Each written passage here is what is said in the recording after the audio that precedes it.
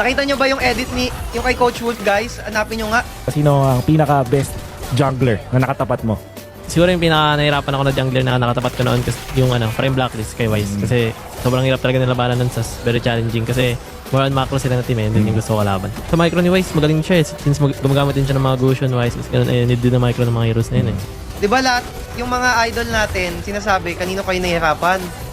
Kay Carl TC daw, Sunib, nahihirapan na jungle. Pero yung nahihirapan sila, kanino nahihirapan? Sabi ni Carl, Wise daw. So, sikat ka na naman. Kumbaga idol, yung mga idol nila, sa akin nahihirapan.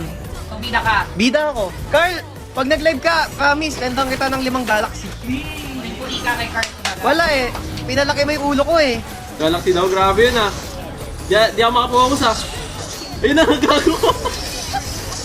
Dalawa na. Thank you, Mas Wais. Gago, nag-send ka. Lala. Send na ako, Bard. 2 Galaxy. W Wise guys, W Wise. W talaga si Boss Wise guys.